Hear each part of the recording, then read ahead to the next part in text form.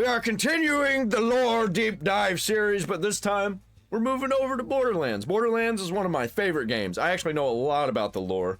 I know pretty much everything about Borderlands, except for like some of the side stuff, like the comic books and stuff. I had read the Mordecai comic and the Brick comic, and then nothing else. If there was even more besides that, I don't know. The lore of Borderlands explained.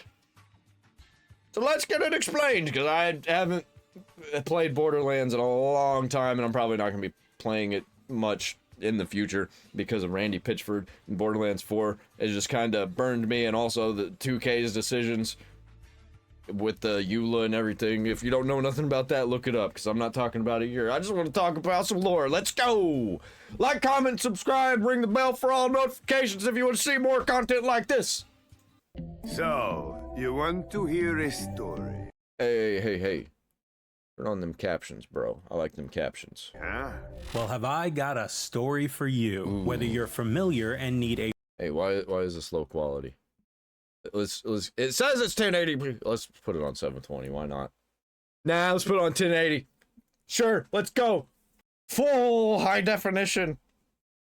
A refresh, or you've never touched a Borderlands game. I'm gonna tell you all the key players and locations from Borderlands 1 with a little sprinkle of Borderlands 2. Are we gonna get into the DLC at all? Or are we just doing the mainline story? If you want a complete breakdown of the Borderlands timeline, we got a whole video for you. Yeah, I'm probably gonna get through the entire story of Borderlands, and I don't remember what Borderlands 3 was like. And we're including Tales from the Borderlands. Hell, I'll even throw in Tiny Tina's Wonderlands, even though I don't think that's technically part of the lore. But hey, I don't know nothing about that game. Or the new Tales from the Borderlands. I didn't play that one. I didn't watch it. I didn't do nothing with it. And after this one, you can hopefully go to the theater less confused and scarf down that $20 popcorn in peace. No. Is this talking about the Borderlands movie, that garbage piece of shit, bro? No, thank you. No, thank you. First, we're gonna need to discuss Atlas. Atlas is a weapons manufacturer, one of the many nefarious mega corporations in the Borderlands universe fighting to be the top dog in weaponry. Atlas is all over the different It's top dog! Ah! games in the franchise. However, we never met the company's original CEO. The Borderlands movie changes this by including the character of Ducallan Atlas for the very first time. There is no counterpart to him in the games, yet. I know we meet Reese Strongfork, but he is a future CEO, not the original founder.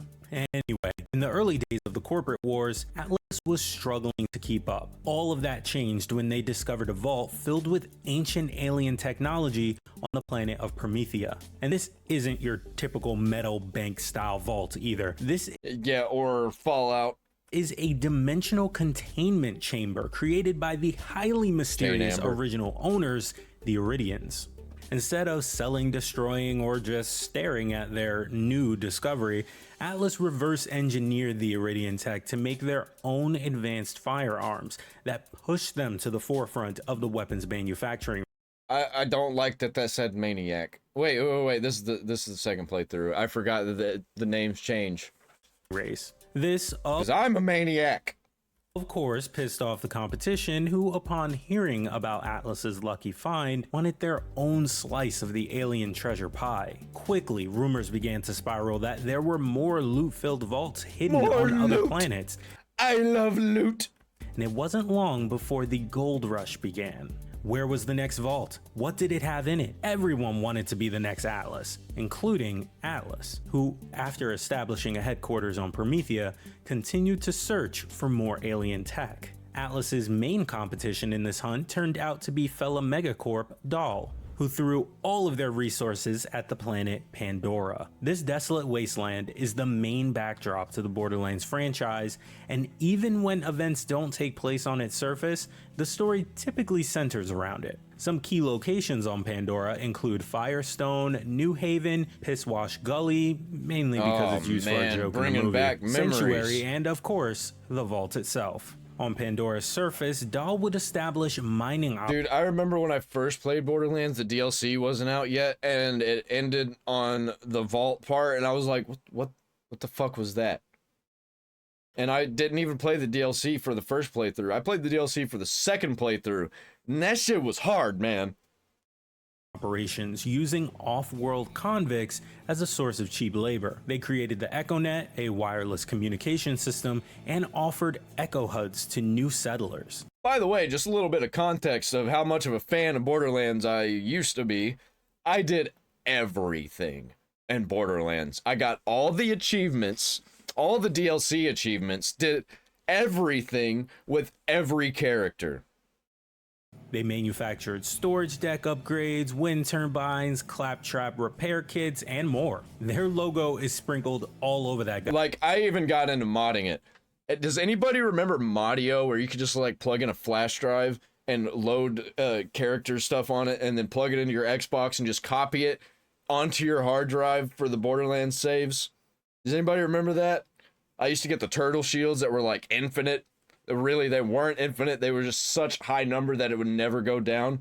Dude, awesome. Absolutely awesome. I want to go back to those days, man. Goddamn planet. And business was pretty good for them despite not finding the vault. But that doesn't mean they weren't still looking. To aid in their search, Dahl hired scientist and archaeologist Patricia Tannis, played in the film by Freaky Friday's Jamie Lee Curtis. With Why are we going to be talking about the film, bro? I don't want to talk about the film. That shit burned me. her specialization in Iridian tech, Tannis and her colleagues could have made the next Grand Vault discovery together as a team, but unfortunately, they all started to die around her. You see, when Dahl started their operations on Pandora, the planet was experiencing one of its 7-year-long winters, and the landscape seemed pretty safe. And once that ended, Pandora's native fauna came out to play. Dahl wasn't quite prepared for how vicious these creatures would be, and with little ways to fight back, many people would be killed off. All you gotta do is just do the side quests. If something's too hard, just do the side quests. And you won't die. You'll actually be over-leveled.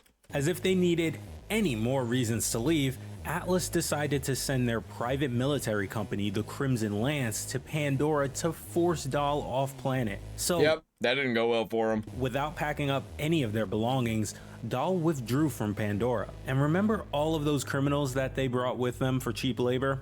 Yeah, they got left behind too, and went on to become the bandits, scavengers, and psychos that we all love to mow down in the games. Dahl also left behind a now vault. And if it wasn't for Dahl leaving behind all these fucking psychos, then we wouldn't have ever got Krieg. Krieg is awesome. One of my favorite characters. Top 5 characters in the entire Borderlands franchise. Obsessed Tannis, who suffered The Borderlands 2 version.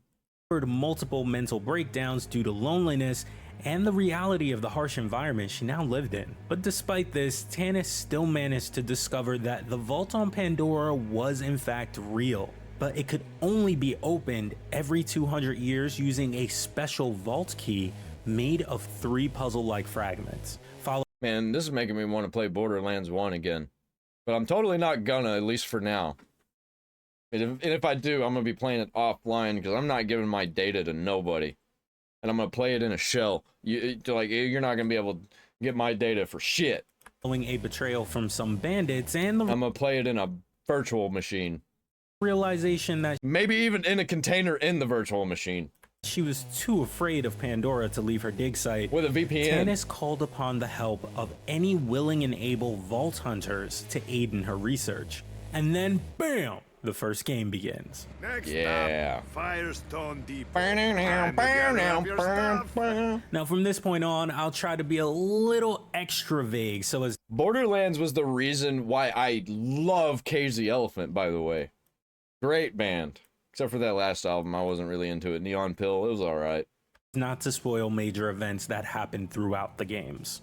But dude, the album before Neon Pill, Chef's kiss. Vault hunters are exactly what they sound like. Mercenaries that hunt for the vaults and Social cues, that's what it's called. the alleged treasures within. In the first Borderlands game, you have the option of playing as one of 4 vault hunters, all of which go on to be important NPCs in the story of future games. However, Yeah, except Roland, because he dies. it seems only 2 of them made the cut for movie star status, Lilith and Roland. Lilith, played by Cate Blanchett in Oh man, ew. Ew, she did not fit that role. the film, is a siren. These are a group of 6 women from the planet Dionysus that possess unbelievable power. When one dies, another one takes her place, so that there are always 6 at any given time. And as we eventually learn in a future game, there are exceptions to the all-female part of the rule. Roland isn't quite as exciting as Lilith, but you still It's not really that there are exceptions to the all-female part of the rule. It's that they decided to retcon their original story because politics. Legit. gotta love him. And he was the hunter I mained in my 2009 playthrough and my current one. Roland, played by Kevin Hart in the film, is an ex-Crimson Lance soldier from Why do you keep bringing up the film, man? Like, did you not realize that shit was garbage? Did this come out before the film came out? Promethea. Eventually, he starts up his own guerrilla resistance group alongside his then girlfriend Lilith, and they call it the Crimson Raiders. Will they get to the point of romance in this movie? I don't know, but I'm finding it hard to No, it hasn't been out yet, or at least these people didn't watch the movie yet. see Kate and Kevin having romantic chemistry on Not screen. gonna happen. Other Borderlands 1 characters you should know before Kevin Hart wasn't even really playing Roland. He was kind of playing Kevin Hart, but he wasn't even allowed to be funny. It was just kind of a blah character. watching the movie include Claptrap, who will be voiced by Bowser himself, Jack Black. Claptrap is a And it was even more annoying than the original Claptrap. I like the original Claptrap. I don't like the Claptrap in the Borderlands movie. CL I don't like anything about the Borderlands movie except for the guy who played Marcus. 4P TP general purpose robot made by another one of those pesky mega corporations, Hyperion. Yep, the interplanetary ninja assassin. These units come equipped with an over-enthusiastic attitude, are known to brag, yet they display cowardice very often. Marcus is the main arms dealer that owns all the different ammo and weapon vending machines across Pandora. He is also the kind bus I really like Marcus. driver when you start your adventure. Get off my bus. Then there's Mad Moxie, hostess and announcer in the Underdome, as well as the owner of Moxie's I had such a hard time with the Underdome, especially on that second playthrough. Boy, it was difficult. The first time through it, not that bad, but whenever you have to do the like long challenges, dude, we did it. We did it all night for like weeks. We just kept trying this thing. We'd get to like, what was it, like 50 rounds or something that you had to go through? It was ridiculous, but we did it. I got all the achievements, man. Got everything. I did everything. I don't think I'm ever gonna do that again. Red Light, and mother to Scooter, who runs the Catch-A-Ride system. Also, Ellie.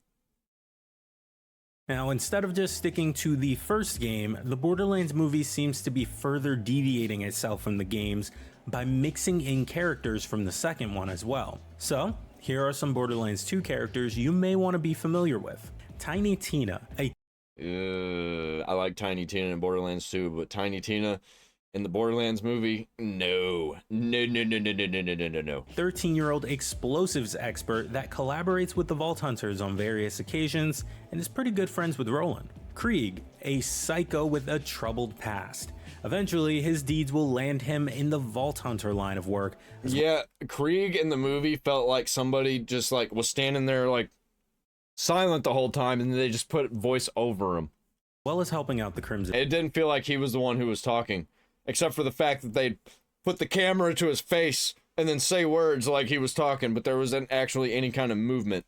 You couldn't even see in his neck that he was talking. raiders. Oh, and that thing at the end of the first trailer, that's a thresher, a tentacled creature that comes in all shapes and sizes. They're basically I didn't know this was gonna be me bitching about the movie. I didn't know this was incorporating like stuff about the movie. like alien octopus or squids. I remember when they were telling me on social media that Borderlands is actually fucking awesome. Randy Pitchford was really playing it up. Like, oh man, I love the Borderlands movie. It's so good. The fuck you talking about, bro? The fuck you talking about? You ain't talking about it no more. Well, Adventure, I think you're ready to go see the Borderlands movie. No. If you need No! Damn it. I didn't know this is what this video was gonna be like. Shit. Hopefully the next, I might have to find some better lore. That wasn't even really a good explanation video. Ah, I didn't like it. Bad video. Bad video. 3 out of 10. You didn't even really explain what the story was like. Half the time you just talked about the movie. How do you talk about the lore of Borderlands? You didn't even talk about the origins of the characters. You didn't talk about the DLC, nothing. What was that? Did you even play the games? What is this video? Fuck! I'm gonna have to watch another one.